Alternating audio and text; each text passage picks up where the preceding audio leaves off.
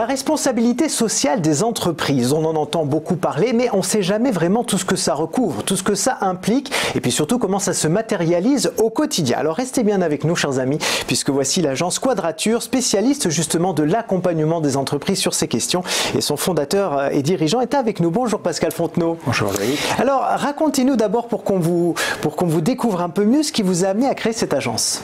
Écoutez, moi je suis engagé pour l'environnement depuis longtemps et j'ai eu la chance de faire partie de la toute première équipe d'éco-emballage, le premier éco-organisme français en charge du recyclage des emballages ménagers. Et c'est là où on a finalement construit tous les fondamentaux de la responsabilité sociétale des entreprises aujourd'hui. Et c'est pour ça que Quadrature est finalement positionné sur la communication comportementale et cette responsabilité sociétale des entreprises qui les touche tant aujourd'hui. Oui, on peut dire que vous avez un positionnement très engagé. Absolument, à titre personnel et professionnel. Oui, c'est ça. Alors, côté service, pour qu'on comprenne mieux, vous vous occupez de la communication des entreprises de A à Z. Est-ce qu'on peut décrire un peu le processus? Alors, c'est un processus assez classique, finalement, sur le plan de la méthodo. Réflexion stratégique, création, finalisation de la création avec le client, et puis production. Alors, ce qui nous caractérise, nous, je crois, c'est notre capacité à résoudre des problématiques complexes, et puis une capacité d'écoute et de co-construction avec le client. Comme j'ai été des deux côtés de la barrière, en agence et chez l'annonceur, je pense qu'on a cette capacité d'écoute un peu fine qui nous caractérise. Ça peut être quoi ces problématiques complexes dont vous parlez? L'environnement, c'est quelque chose de très complexe. En fait, c'est au carrefour de 4 pôles. Il y a d'abord de la réglementation, parce que tout le monde veut du changement, mais personne ne change. ne veut changer. Donc, la réglementation pousse. Ensuite, c'est de l'engineering. Comment substituer un process polluant par un autre? C'est de l'innovation, c'est de la recherche et développement. Ensuite, c'est de la construction de ces process. Ensuite, c'est du financement. Et après, c'est du comportement.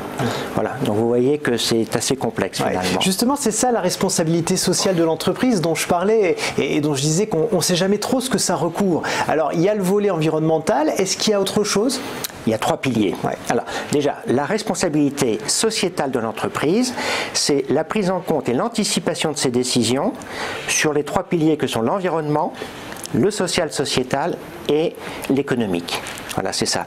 Alors, c'est quand même assez révolutionnaire parce que finalement, c'est une autre façon de concevoir l'entreprise.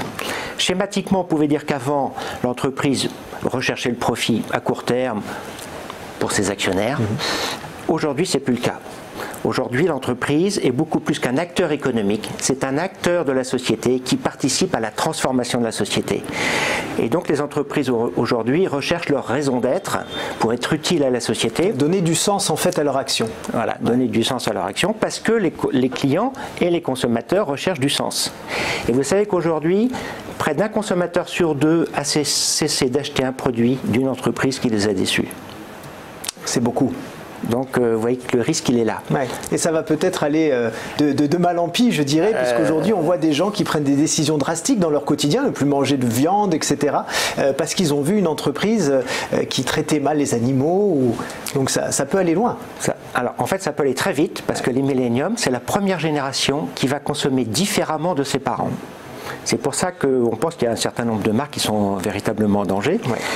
Et vous savez que, alors, à l'opposé de ce que je viens de vous dire, 60% des consommateurs souhaitent que les entreprises prennent des positions sur des engagements sociétaux qui leur tiennent à cœur.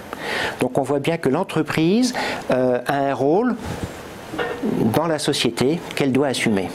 Alors comment vous les accompagnez justement ces entreprises dans cette démarche-là? Parce qu'il y a la volonté, c'est bien, mais faire concrètement, c'est mieux. Mais c'est pas facile.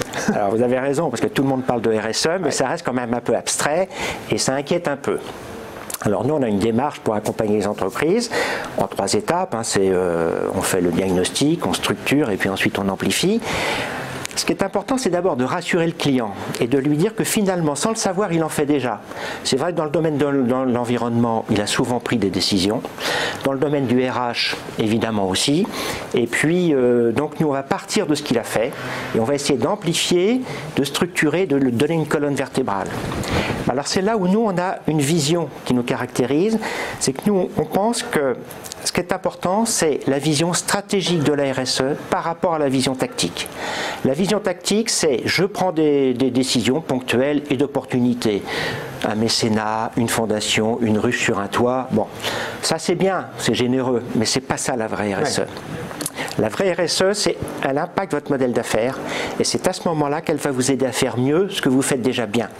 Et vous allez entrer dans un cercle vertueux du succès avec, vous allez améliorer vos performances en réduisant vos impacts, vous allez améliorer le service ou votre produit, vous allez améliorer votre innovation parce que comme vous êtes en contact avec vos parties prenantes, vous êtes bien à l'écoute, vous allez améliorer et fortifier votre marque employeur, très important aujourd'hui, et enfin vous allez fortifier votre marque auprès de vos différentes parties prenantes externes. Voilà.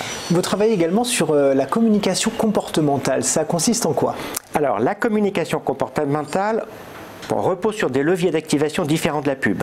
La pub, schématiquement, vous avez des concurrents, donc vous avez besoin d'avoir un concept créatif fort pour émerger et vous allez créer une préférence de marque pour séduire. Bon. Nous, dans la communication comportementale, on n'a pas de concurrents. On va plutôt travailler sur des représentations sociales, individuelles ou collectives, et il faut qu'on change le rapport des gens à la chose. Par exemple, dans le recyclage, pendant des années, on a dit aux gens qu'il y avait des déchets, le déchet c'est sale et qu'il faut s'en séparer, et maintenant on leur dit le déchet c'est une ressource qui va resservir. Donc on est plutôt sur des registres de la conviction et de la pédagogie. Ouais, mais il faut travailler dans l'être, dans l'intérieur, et ça c'est pas rien. Vous parlez également d'un terme que je ne connaissais pas avant, qui s'appelle le nudging. Qu'est-ce que c'est? Ah, le nudge. Alors le nudge, c'est la partie la plus innovante de la communication comportementale. Ça veut dire coup de pouce en anglais. Ouais. Et l'idée, c'est d'avoir une méthode douce pour inciter les gens à modifier leur comportement en jouant sur un détail qui va pouvoir paraître insignifiant mais qui en fait l'est pas du tout et qui va faire remonter une idée dans l'esprit de la personne et la pousser à l'action. On est dans la psychologie, la psychanalyse presque là. Hein. On n'en est pas loin. Pas loin. En fait, c'est parce que toutes nos émotions, enfin toutes nos décisions sont guidées par nos émotions. Ouais. On n'est pas du tout rationnel. Et les émotions, ce sont des biais. Et c'est pour ça que parfois, contrairement à ce qu'on pourrait penser, on observe qu'on a des comportements très déséloignés de nos convictions. Mais alors nous, le nudging, on va jouer sur ces biais qu'on appelle aussi friction ou micro-barrières pour essayer d'aligner l'attitude et le comportement.